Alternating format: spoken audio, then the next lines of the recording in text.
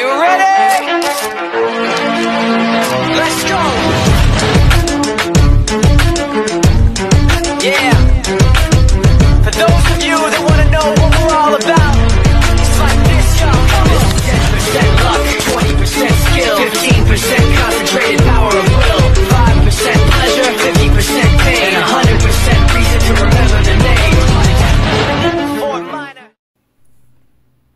Bonjour à tous et bienvenue dans cette nouvelle vidéo que je vous fais pour vous parler des nouvelles réglementations bancaires qui devraient être effectives normalement selon certains articles presse. Je vous en partagerai un qui vous parle de ça en dessous dans la barre d'information de cette vidéo à partir de novembre 2026. Alors il s'agirait en fait de protéger davantage les Français du surendettement et pour cela plusieurs réglementations vont voir le jour. Il devrait normalement, selon ces articles-là, pour les nouveaux comptes. Donc en fait, pour le moment, ils nous disent que ça ne touchera que les nouveaux comptes et pas les personnes ayant déjà ouvert un compte avant telle date. Je crois que c'est novembre 2026, mais ça sera de toute façon revu au fil de l'eau. Donc pour ceux qui ouvriraient un compte, toutes banques confondues, à partir de fin 2026, eh bien ce ne serait plus forcément vu comme une autorisation de caisse, mais plutôt comme un dossier de crédit à la consommation. Donc le TAEG, le taux sera différent, etc. Lorsque vous avez une facilité de caisse, vous avez des agios, des choses comme ça, mais vous n'avez pas un taux évolutif que l'on peut avoir sur les crédits à la conso. Ce qui fait qu'il devrait normalement baisser le montant de l'autorisation de caisse et peut-être pas forcément la rendre automatique. Elle sera révisée automatiquement pour les nouveaux clients des banques. Alors les organismes bancaires tirent un peu la tête, ils tirent la langue parce qu'ils disent qu'effectivement ils risquent de perdre des clients, que les clients risquent d'essayer de voir s'ils ne peuvent pas avoir des comptes ailleurs. Et donc, ça va faire tout un pataquès. La question est la suivante. L'État est endetté. Et donc, une fois de plus, comme l'État est endetté, l'État a le droit d'être endetté. Mais les gens n'ont plus le droit. C'est-à-dire qu'une fois de plus, on va essayer, sous prétexte de protéger les Français d'un surendettement. Alors, je ne dis pas que ça ne part pas d'une bonne intention. Mais une fois de plus, qui sait qui paie les pots cassés, c'est toujours les mêmes. Alors qu'en fait, à la base, il y a eu une mauvaise gestion politique, économique depuis des années, hein, c'est pas que ce gouvernement. Et en fait, comme ce n'est pas rattrapable, on essaie de rattraper sur la santé, sur les découvertes des Français, etc., etc. Alors, je voudrais regarder en médiumnité pure ce que ça va donner. Moi, on me dit que déjà, les banques vont avoir beaucoup de mal à s'y faire parce qu'il faudra de toute façon, malgré des procédures générales, agir au cas par cas. Elles vont avoir beaucoup de mal, elles vont perdre aussi des clients, des parrainages, parce que les anciens clients qui continuaient de parrainer telle banque parce qu'ils en étaient satisfaits, ne parraineront plus forcément, c'est ce qu'on me dit. Il va y avoir comme une exode bancaire, les gens vont avoir envie d'aller voir ailleurs s'il y a mieux, si l'herbe est plus verte. Donc ils vont aller regarder sur les comptes sociétés bancaires des pays limitrophes à la France. Ça va peut-être aussi, en plus de ce qu'on me dit en médiumnité, appuyer sur l'exode qui est prévu dans quelques années quand on creuse dans les arcanes du temps. Déjà, il y a beaucoup de Français qui, à l'âge de la retraite, quittent la France, non pas parce qu'ils ne l'aiment pas, mais parce que, tout simplement, au niveau pécunier, c'est pas possible avec les retraites qu'ils ont de s'en sortir, de payer un loyer, de manger, de se faire plaisir. Ce qui fait qu'il y a beaucoup de retraités français qui quittent la France pour des pays du bassin méditerranéen déjà avant que cette fameuse réglementation bancaire voit le jour en 2026, fin 2026, début 2027. Donc souvent les gens vont terminer leur retraite là où il fait beau, là où il fait chaud, donc Espagne, Portugal, Italie, et beaucoup vont en ce moment au Maroc également. Ils ont le soleil, mais pas que, la vie est beaucoup moins chère, mais vraiment beaucoup, beaucoup moins chère. On ne peut pas dire qu'ils aillent en Suisse, que la Suisse est très chère. Par contre, je connais beaucoup de Français qui vont en Suisse travailler parce que c'est très très intéressant. Les personnes sont mieux payées en Suisse. Donc déjà à la base, voilà, nous perdons en population des retraités. Pour qu'ils puissent s'en sortir, ils doivent quitter la France. Mais avec cette réglementation supplémentaire, ça va doubler l'exode. C'est-à-dire que là, les gens vont quitter la France aussi parce que financièrement, ils ne pourront pas suivre par rapport, en tout cas les nouveaux clients des banques, par rapport à cette restriction monumentale et, une fois de plus, exagérée. On n'en est pas à la première exagération qui nous est proposée, mais là, vous voyez bien que ça part en vrille. Alors, non seulement il y aura plus de retraités qui partiront parce que c'est à la gorge 3 fois plus, mais aussi, nous allons voir un exode des jeunes adultes qui vont commencer à travailler et des personnes, surtout dans la force de l'âge, qui sont la pierre angulaire du produit intérieur brut de la France et de sa valeur intrinsèque industrielle. À partir de ce moment-là, qui va rester? Les plus aisés? Voilà. Et si tant est qu'il y a encore des aides pour les pauvres, même si ça va s'amenuire comme peau de chagrin, ça va faire que creuser, à mon sens, en médiumnité, le fossé qui est déjà immense entre les pauvres et les riches. La question se pose, quel est le but? Si aujourd'hui, il y a eu une constatation, et moi pour avoir travaillé sur le secteur bancaire, je l'ai vu, c'est pas forcément les plus pauvres qui ont les plus grands découverts, hein. C'est souvent les plus riches qui ont les plus grands découverts parce qu'ils se disent « Oh allez, c'est pas grave, je vais rattraper ». Finalement, ils rattrapent jamais, puis c'est tout bénef pour la banque. En plus, c'est tout bénef pour la banque. Donc je ne comprends pas leur logique qui, je pense, n'en est pas une, si je puis me permettre. Mais j'essaie quand même, avec ma petite tête, de comprendre là où ils veulent en venir. Alors, s'ils veulent qu'il n'y ait plus personne en France, qu'ils continuent comme ça, je pense qu'on n'en est pas loin. C'est aussi une façon, quelque part, de nous couper des petits plaisirs. Ah, ça y est, tu as dépassé de 100 découverts, tu ne pourras pas aller au ciné, tu ne pourras pas inviter un beau garçon au restaurant, etc. Enfin, j'extrapole. C'est comme du temps du Covid où on nous disait « Oh ben non, ça c'est pas essentiel ». Bien sûr que la culture c'est essentiel.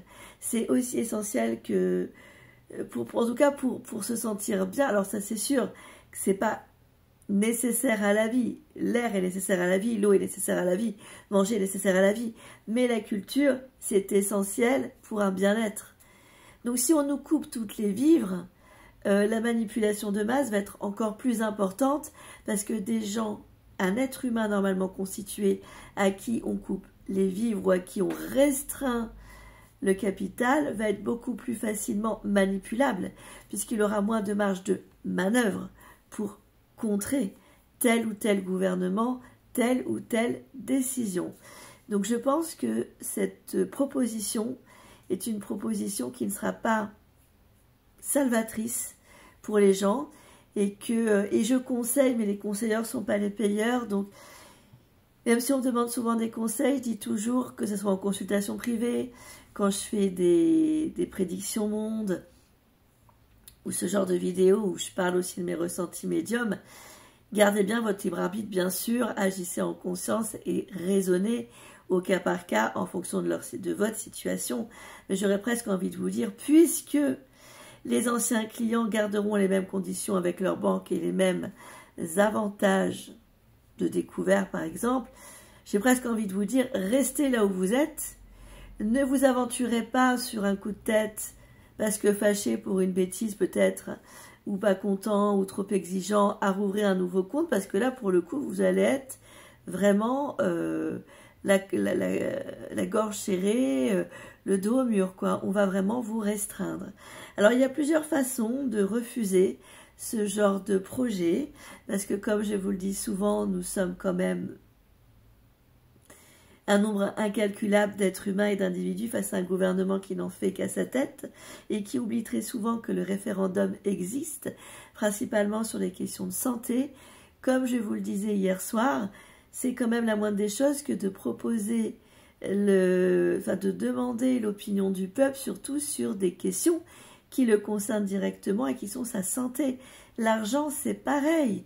S'ils y vont au forcing, comme ils ont fait, je regrette, mais c'est une réalité, avec Elisabeth Borne, ça ne marchera pas.